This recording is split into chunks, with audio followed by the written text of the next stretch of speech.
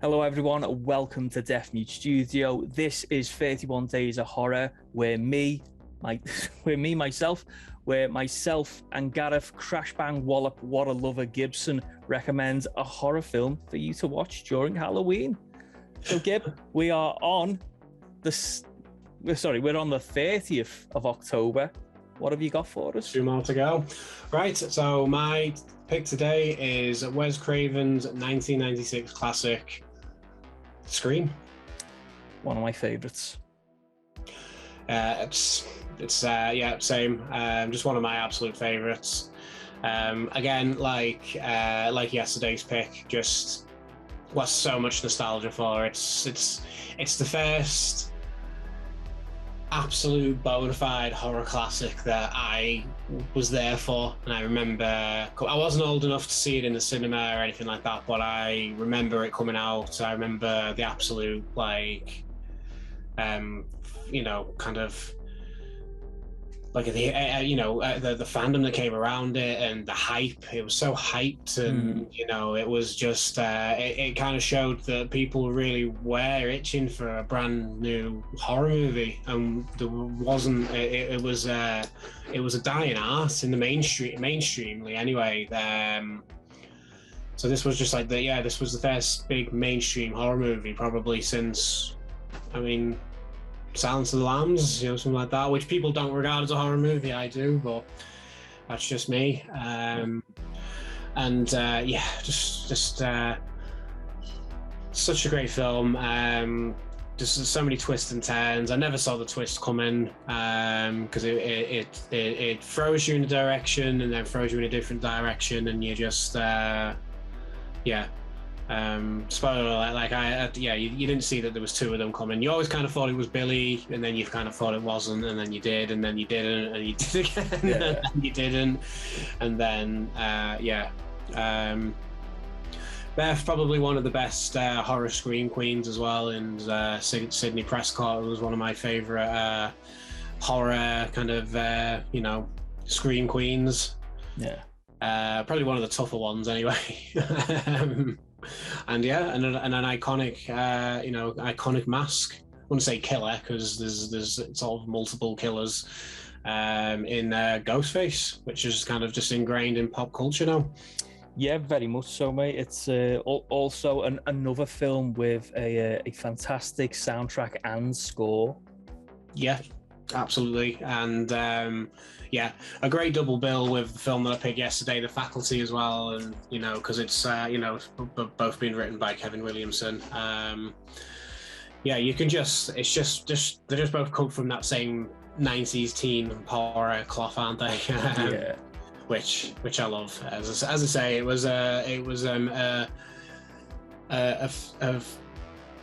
sort of bunch of films that I was around for, and I remember being released and stuff. So I've just got a lot of nostalgia and a lot of love. And Scream is has that as well, but is just an all-around great horror movie.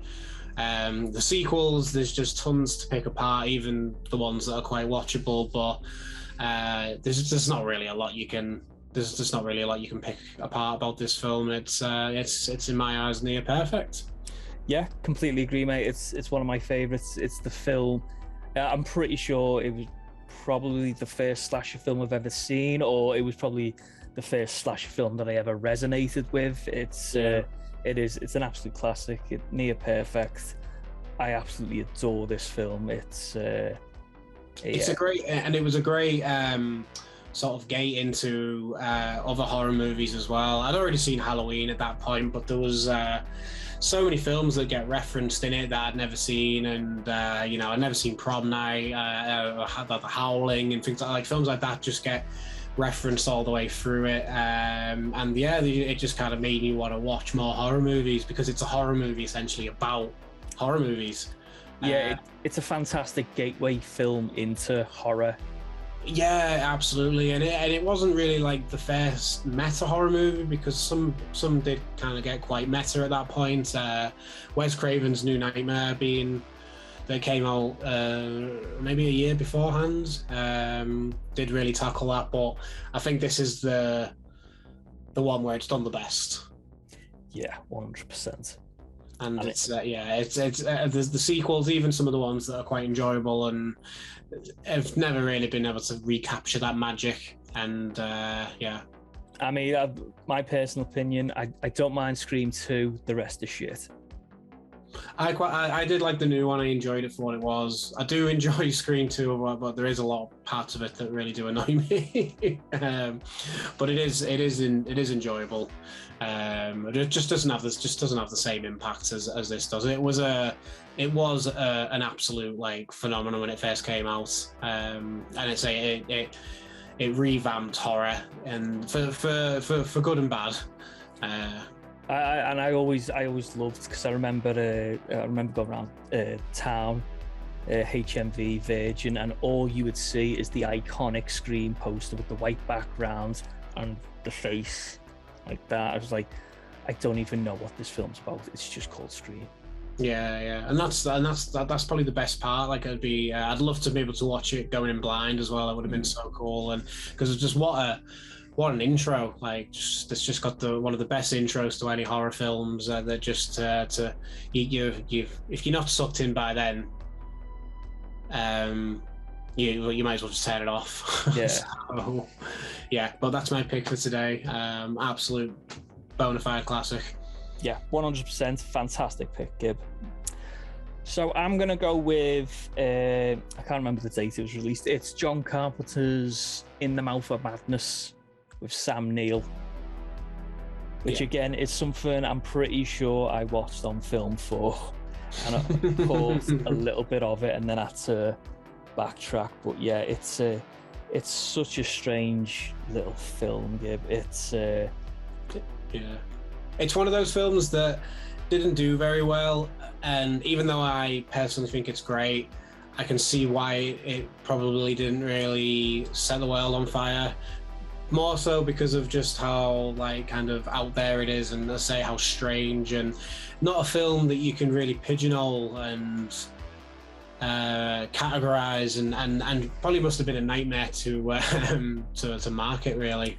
I can imagine. Yeah, it's completely agree, mate. It's just I mean, the thing I love about it is because it's just so different, weird, and the villain of the piece is very he's very much inspired by Stephen King. Yeah, and there's a few nods to that as well. I don't think that's a secret, is it? Yeah, but what I really love about it is its physical effects and the creature designs. Amazing physical effects in it, yeah. And it's very in the design aspect. It's very Lovecraftian.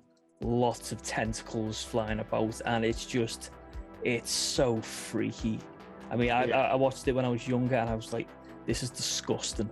This is vile, but it's not in a way, not in a gratuitous way, just a really skin crawling way. And yeah, it's a film that I think is extremely underrated. It is. It's in that sort of batch of Carpenter's films like Prince of Darkness and Christine. Yeah. The people, love and really do like, but yeah, just don't get talked about enough, or kind of get forgotten about a little bit. Yeah, very much so. So yeah, that's my pick. I strongly recommend you watch it if you haven't, and as usual, if you have watched it, watch it again.